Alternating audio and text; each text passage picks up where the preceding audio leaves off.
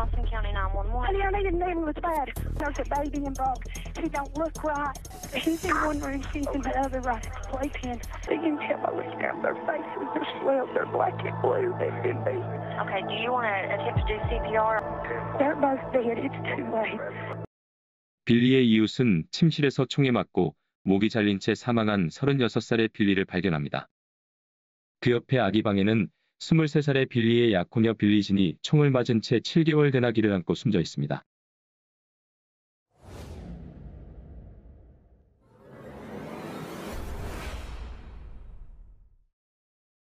엄마의 품에 안겨 피를 뒤집어 쓴 채 발견된 아기는 다행히도 무사했습니다. 곧바로 경찰들이 도착했고 수사에 착수합니다. 경찰이 빌리의 집안을 구석구석 수색했지만 현장에서는 어떤 DNA도 지문도 발견되지 않습니다. 빌리 부부 주변을 탐문하기 시작한 경찰은 페이스북에서 공공연하게 빌리 부부와 언쟁이 있었던 포터 가족에게 주의를 집중합니다. 빌리 집 근처에 살던 포터 가족은 60살의 아버지 마빈 포터, 마빈의 아내 바바라, 그들의 딸 31살의 제넬 이렇게 세 가족입니다. 포터 가족은 2004년에 필라델피아에서 이사왔지만 여전히 이웃들과 잘 어울리지 못했습니다. 특히 당뇨병과 경미한 학습장애를 겪고 있던 그들의 딸 제넬은 사교성이 없어 친구를 사귀는데 어려움을 겪곤 했습니다. 31살의 제넬은 여태껏 직업을 가져본 적도 남자친구를 사귀어 본 적도 없었고 운전면허조차 없었습니다. 제넬을 엄격하게 대하면서도 그녀를 과잉 보호했던 제넬의 부모님 때문에 인터넷만이 그녀 인생 전부였습니다. 그러던 2009년 제넬은 마침내 지역 내 페이스북의 작은 그룹 사람들과 친구가 됩니다. 그 그룹에는 모두에게 좋은 사람으로 평판이 난 빌리 페인도 있었습니다. 이 인터넷 그룹을 통해 처음으로 어딘가에 소속감을 느끼며 친구가 생긴 그녀는 서서히 빌리에게 집착하기 시작합니다. 그걸 모르는 빌리는 누구에게 하듯 친절하고 다정한 모습으로 제넬을 대했고 암벽 등반 등의 모임에 초대하며 어울립니다. 빌리는 제넬을 그의 사촌인 제이미 커드와 소개시켜 주었고 제이미와 제넬은 곧 연인이 됩니다. 다음에 빌리가 빌리진과 데이트를 시작하자 갑자기 제넬은 이상한 말들을 쏟아내기 시작합니다. 제넬은 그녀가 페이스북 모임에서 사이버 괴롭힘을 당했고 친구 명단에서 제외됐다고 불평합니다.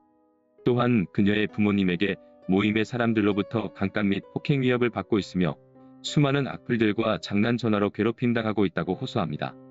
제넬 말에 따르면 그녀가 너무 예뻐서 사람들이 질투를 한다는 것입니다.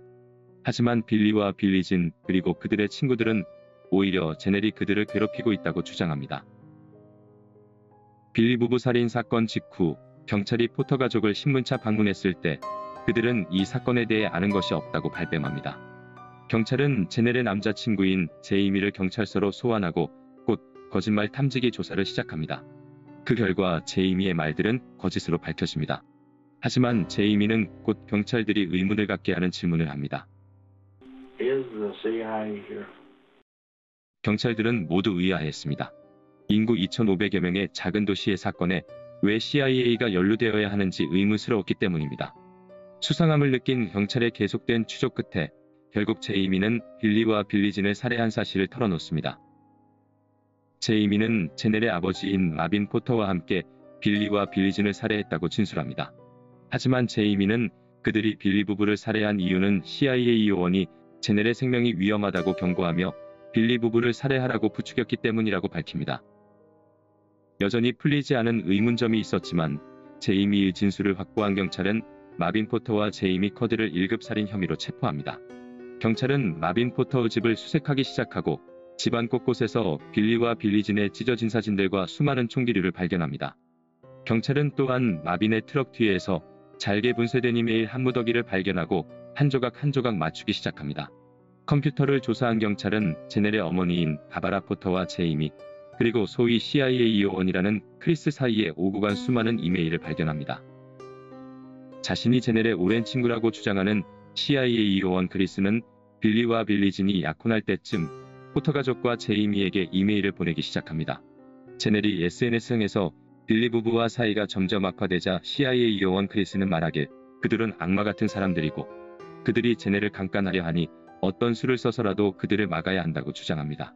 이 말을 믿은 마빈 포터와 바바라 포터, 제이미는 제넬을 지키기 위해 행동을 취하기로 했고 결국 빌리와 빌리진을 살해했던 것입니다.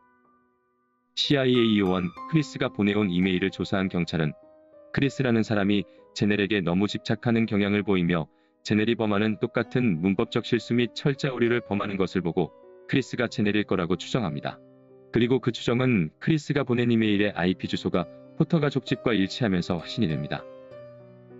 조사 결과 빌리를 좋아했던 제넬이 빌리가 빌리진과 아이를 낳고 행복하게 지내고 있는 모습을 보고 질투심을 느껴버린 사건으로 밝혀집니다.